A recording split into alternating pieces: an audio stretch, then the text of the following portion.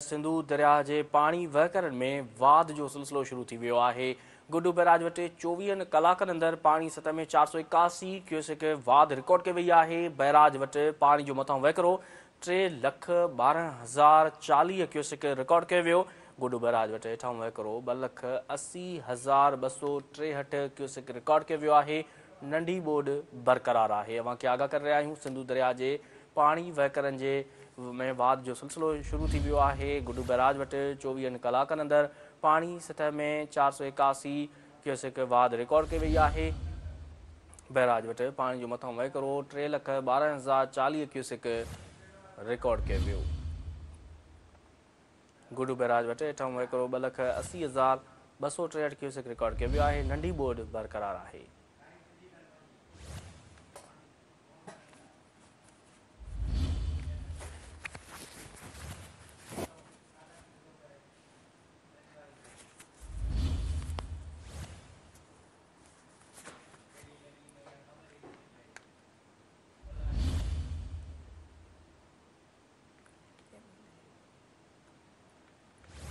सिंधु दरिया के पानी वहकरण में वाद जो सिलसिलो शुरू थी वियो आहे। गुड्डू बैराज वटि 24 कलाकनि अंदरि पानी सतह में 481 क्यूसेक वाद रिकॉर्ड कई वई आहे। बैराज वटि पानी जो मथां वहकिरो 3,12,040 क्यूसेक रिकॉर्ड कयो वियो।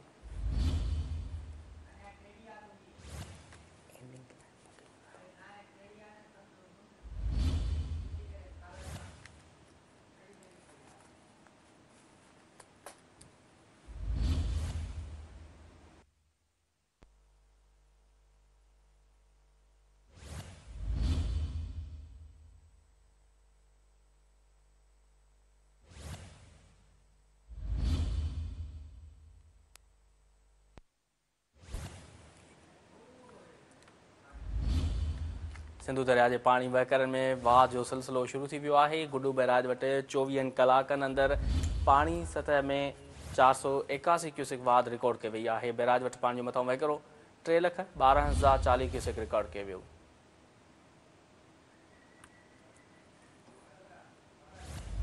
गुड्डू बैराज वटि हेठां वहकिरो 2,80,263 क्यूसेक रिकॉर्ड कयो वियो आहे। नंढी ॿोॾि बरक़रार आहे। वधीक तफ़सील मालूम कंदासीं। टेलीलाइन ते मौजूदु आहे गुड्डू खां सिंध टीवी न्यूज़ रिपोर्टर बाला दस्ती। जी बाला, सिंधु दरिया के पानी वहकरण में वाद जो सिलसिलो शुरू थी वियो आहे। गुड्डू बैराज हवाले सां अपडेट कजो। हाँ जी, ॿुधंदो हलां। सिंधु दरिया जे पाणी वहकरण में कॾहिं लाप त कॾहिं वरी पंहिंजो चाड़ वारो सिलसिलो जारी आहे। केतिरनि ॾींहंनि ताईं गुड्डू बैराज वटि वॾी ॿोॾि बि पिणु हो, पर हिन वक़्तु गुड्डू बैराज जो पाणी सतह में मामूली वाद जो रिकॉर्ड कयो आहे। 481 क्यूसेक पाणी वाद रिकॉर्ड कयो आहे। हिन गुड्डू बैराज पाणी जो मथां वहकिरो 3,12,040 क्यूसेक जे हेठां वहकिरो 2,80,263 क्यूसेक रिकॉर्ड कयो आहे। ॿिए पासे ॿुधंदो हलां तौसा बैराज वटि जिते पानी सतह में केतिरनि ॾींहंनि खां लाथ जो सिलसिलो जारी हो, जिथे हाणे वाद जो सिलसिलो पिणु शुरू थी वियो आहे। 24 कलाकनि अंदरि तौसा बैराज वटि 99,198 क्यूसेक वाद रिकॉर्ड कयो आहे। हिन तौसा बैराज जेको असांजो हेठां वहकिरो आहे 3,27,697 क्यूसेक।